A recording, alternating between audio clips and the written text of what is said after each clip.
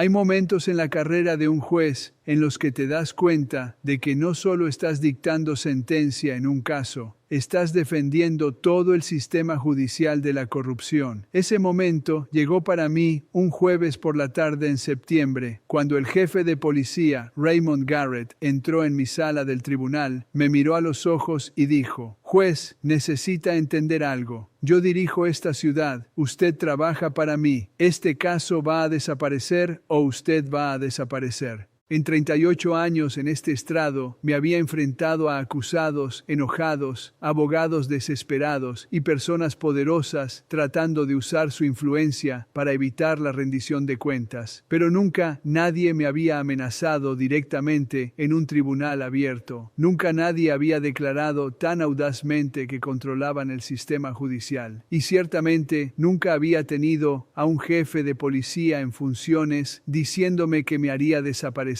si no seguía sus órdenes. Lo que sucedió en los siguientes 8 minutos conmocionó a todos en esa sala y condujo al mayor escándalo de corrupción en la historia de Providence. Pero antes de contarles cómo respondí a la amenaza del jefe Garrett, necesitan entender qué lo trajo a mi tribunal en primer lugar. Si crees que la corrupción debe ser confrontada sin importar quién la ejerza, que ninguna placa otorga inmunidad ante la justicia y que los jueces deben defender la ley incluso cuando personas poderosas intentan corromperla, presiona ese botón de suscribirse ahora mismo, porque lo que le hice al jefe de policía Raymond Garrett les recordará que algunas batallas valen la pena incluso cuando son peligrosas. El caso había comenzado 3 semanas antes con lo que parecía una parada de tráfico de rutina. La oficial Jennifer Walsh, una veterana de 5 años del Departamento de Policía de Providence, había detenido una Escalade negra por pasarse un semáforo en rojo en la calle Benefit. Procedimiento estándar. Se acercó al vehículo,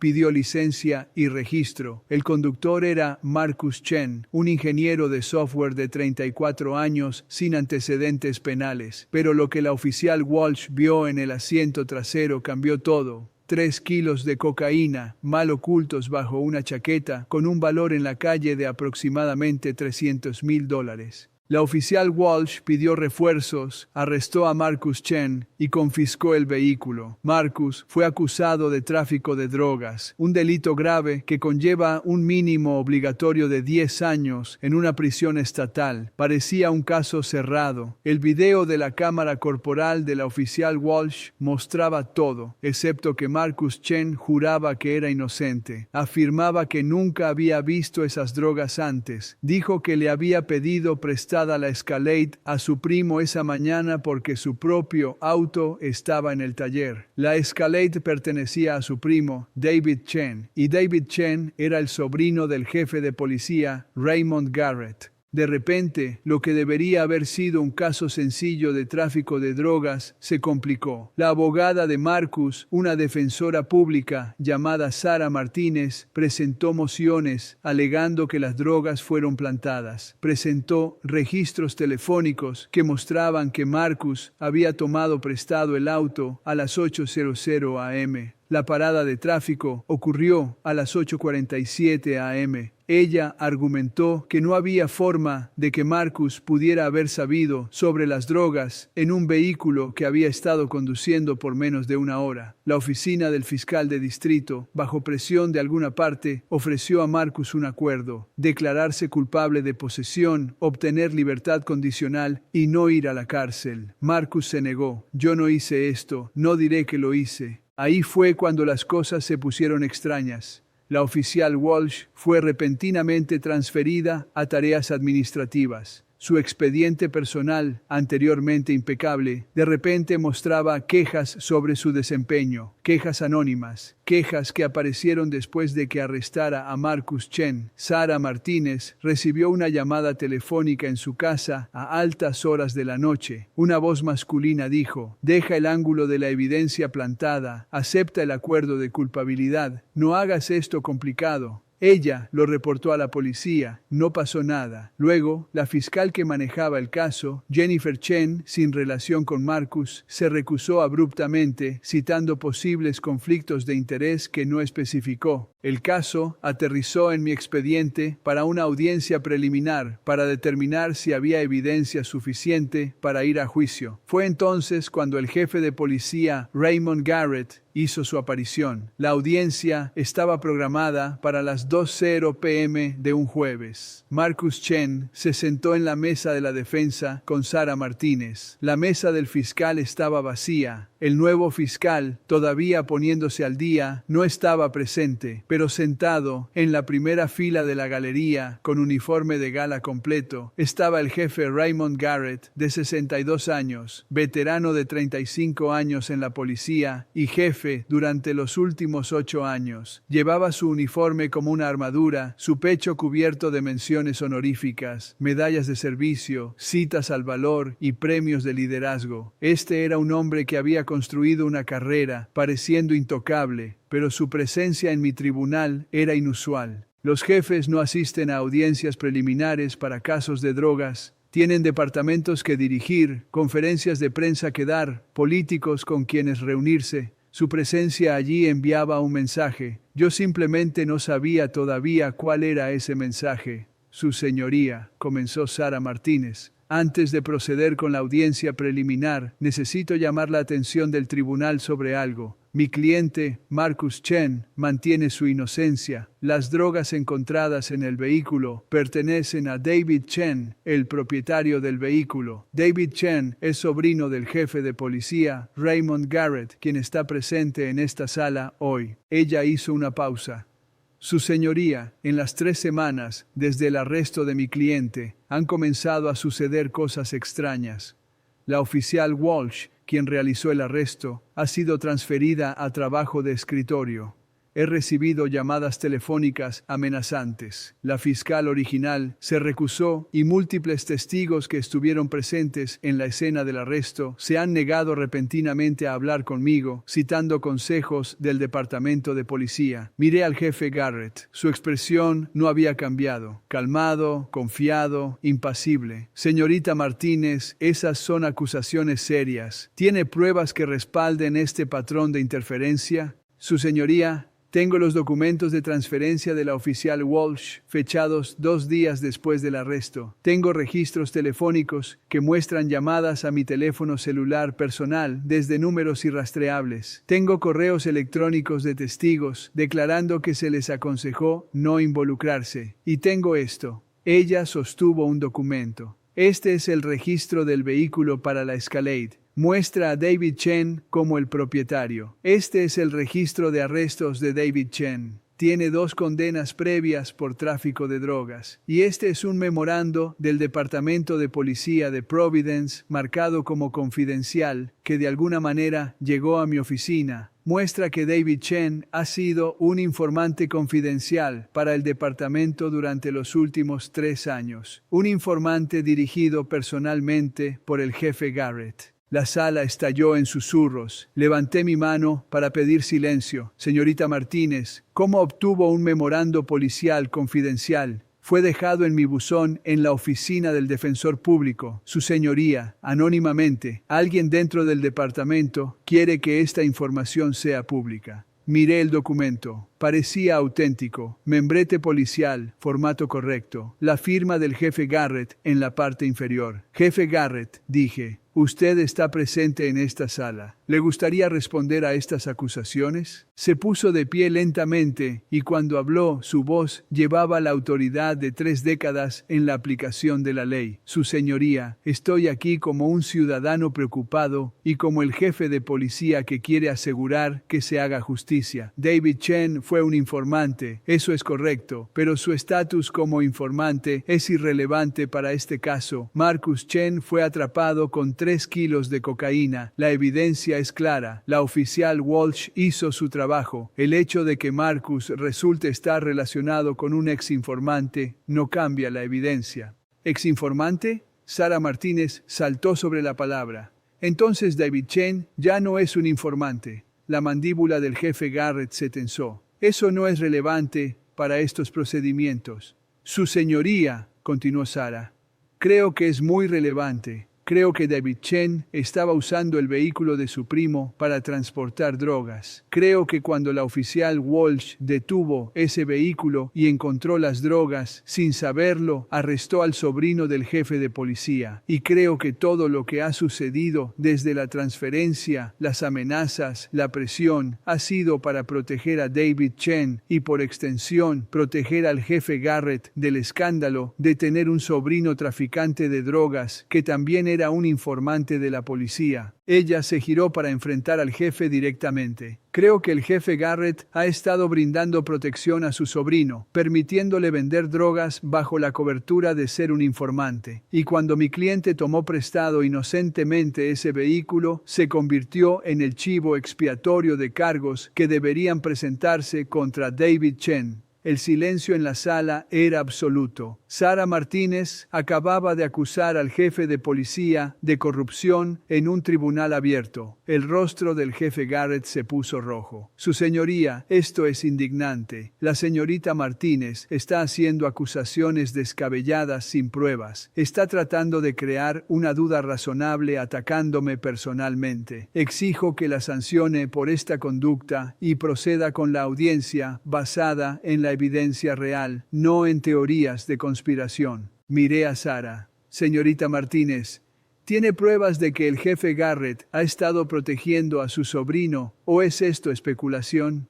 Su señoría, tengo evidencia circunstancial que forma un patrón. Tengo el historial de condenas de David Chen. Tengo el memorando confidencial. Tengo el momento sospechoso de la transferencia de la oficial Walsh. Tengo las llamadas telefónicas amenazantes y la intimidación de testigos. Individualmente, estas podrían ser coincidencias. Juntas, forman una imagen de corrupción y encubrimiento. Me dirigí al jefe Garrett. Jefe, ¿dónde está David Chen ahora? ¿Ha sido arrestado en conexión con estas drogas? No, su señoría, no hay evidencia que lo conecte con las drogas encontradas en posesión de Marcus Chen. El vehículo está registrado a su nombre. Las drogas estaban en su vehículo. Eso parece evidencia a primera vista. El vehículo fue prestado por Marcus. Eso hace a Marcus responsable de cualquier cosa encontrada en él. Aunque Marcus tomó prestado el vehículo menos de una hora antes de ser detenido, aunque David Chen tiene 2 condenas previas por drogas. La voz del jefe Garrett se endureció. Su señoría, no vine aquí para ser interrogado. Vine aquí para asegurar que se haga justicia. Marcus Chen fue atrapado con drogas. Ese es el único hecho relevante. Me recosté. Algo estaba mal aquí. Las piezas no encajaban. Un ingeniero de software sin antecedentes atrapado repentinamente con $300,000 en cocaína en un vehículo que había tomado prestado esa mañana. Un vehículo propiedad del sobrino del jefe de policía que tenía antecedentes de tráfico. Una oficial que realizó el arresto transferida repentinamente. Una defensora pública recibiendo amenazas. Señorita Martínez, dije. Voy a conceder su moción para un aplazamiento. Quiero que la oficina del fiscal de distrito investigue estas acusaciones antes de proceder. Quiero saber por qué la oficial Walsh fue transferida. Quiero saber sobre esas llamadas telefónicas amenazantes. Y quiero saber dónde está David Chen y por qué no ha sido interrogado sobre las drogas encontradas en su vehículo. Fue entonces cuando el jefe Garrett se puso de pie y cometió el mayor error de su carrera. Juez Caprio, está cometiendo un error. Su voz era fría, amenazante. Este caso avanza hoy. Usted no tiene la autoridad para lanzar investigaciones sobre las decisiones de personal del Departamento de Policía. Se está excediendo. Jefe Garrett, tengo toda la autoridad para asegurar que los casos en mi tribunal no estén contaminados por presión externa o corrupción. Siéntese. No se sentó. En cambio, dio un paso adelante pasando la barandilla de la galería, acercándose al estrado. Mi alguacil, el oficial D'Angelo, se movió para interceptarlo, pero el jefe Garrett levantó la mano. Juez, necesita entender algo. Su voz era baja pero se escuchaba a través de la sala silenciosa. Yo dirijo esta ciudad. El departamento de policía responde ante mí. El alcalde me escucha. El consejo de la ciudad me respeta. Usted es un juez electo en un tribunal municipal. Usted trabaja para la ciudad, lo que significa que trabaja para mí. La sala se quedó en silencio. El jefe Garrett continuó, inconsciente de lo mal que se estaba enterrando a sí mismo. Este caso se resuelve hoy. Marcus Chen se declara culpable de posesión, obtiene libertad condicional, y todo esto desaparece silenciosamente. La oficial Walsh se queda en trabajo de escritorio, porque yo lo digo, la investigación de la que habla no sucede y todos siguen adelante. Se inclinó hacia adelante, con las manos en el estrado frente a mí.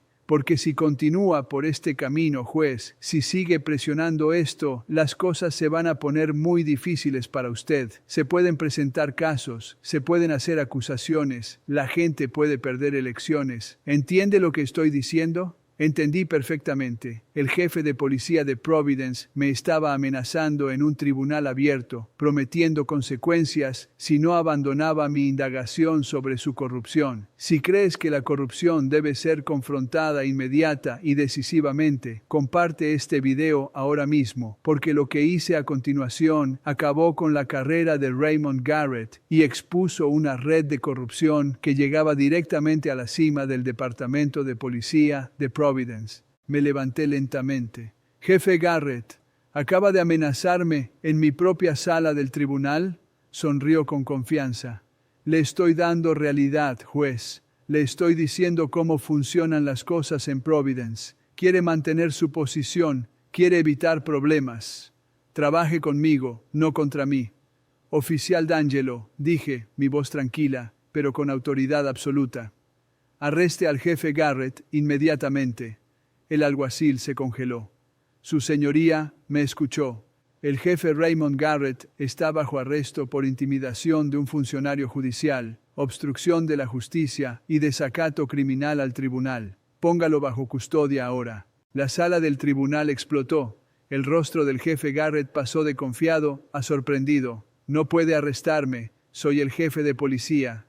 Usted es el jefe de policía. Ahora mismo es un acusado. Alguacil, si se resiste, pida refuerzos a la policía estatal. Esto ya no es un asunto de la policía de Providence. El oficial D'Angelo, después de 38 años de verme trabajar, confió en mi juicio. Se acercó al jefe Garrett. Señor, necesito que ponga las manos detrás de la espalda. El jefe Garrett miró a su alrededor salvajemente, tal vez esperando que sus oficiales entraran corriendo y lo salvaran. Pero los únicos policías en la sala eran mi alguacil, un patrullero estatal que brindaba seguridad en el tribunal, y el propio jefe Garrett. Esto es una locura. Juez Caprio, está acabado. No tiene idea de lo que acaba de hacer. Sé exactamente lo que he hecho. He arrestado a un jefe de policía corrupto que acaba de amenazar a un juez para encubrir el tráfico de drogas de su sobrino. Oficial D'Angelo, proceda. El alguacil esposó al jefe Garrett.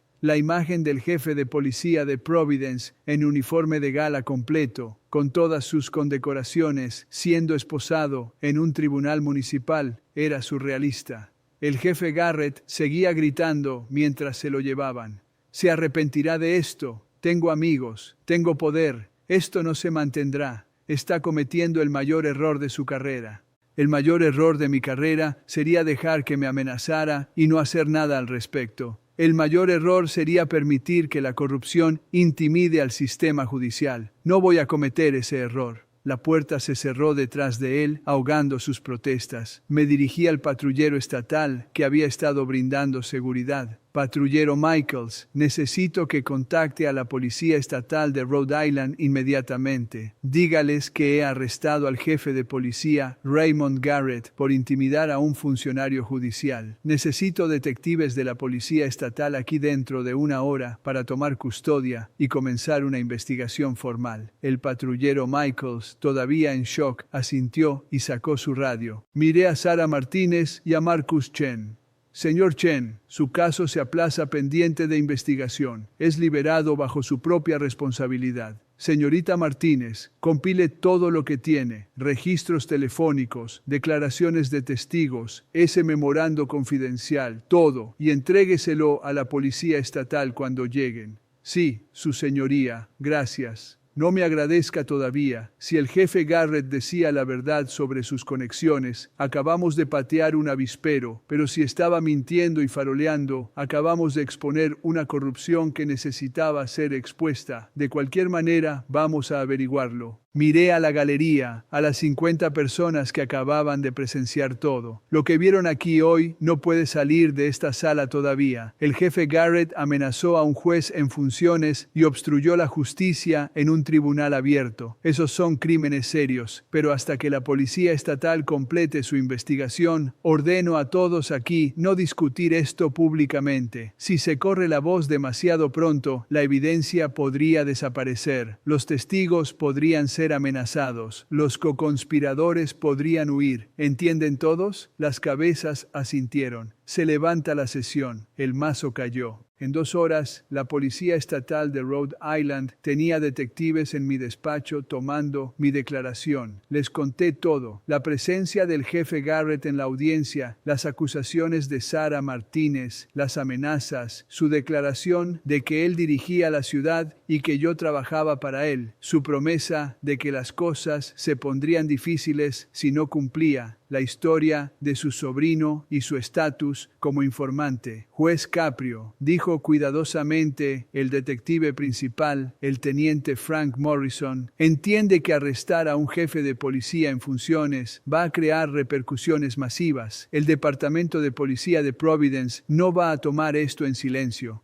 Teniente, me amenazó en un tribunal abierto, intentó obstruir la justicia, trató de usar su posición para obligarme a desestimar un caso contra su sobrino. ¿Qué se suponía que debía hacer? ¿Dejar que sucediera? No, señor, hizo exactamente lo correcto. Solo le advierto que esto se va a poner feo antes de mejorar. Tenía razón. En 24 horas, la historia estalló. Los canales de noticias la difundieron. Jefe de policía de Providence, arrestado por juez municipal. La Orden Fraternal de Policía de Providence emitió una declaración calificando mis acciones como un ataque políticamente motivado contra la aplicación de la ley. El alcalde celebró una conferencia de prensa expresando conmoción y preocupación, pero negándose a comentar sobre una investigación en curso. Pero entonces la presa se rompió. La oficial Jennifer Walsh, la policía que había sido transferida después de arrestar a Marcus Chen, dio un paso al frente. Le dijo a los investigadores estatales que el jefe Garrett había ordenado personalmente su transferencia, diciéndole que se olvidara del arresto de Chen. Ella reveló que David Chen había estado vendiendo drogas durante años bajo la protección de ser un informante confidencial, que el jefe Garrett había estado encubriendo a su sobrino, permitiéndole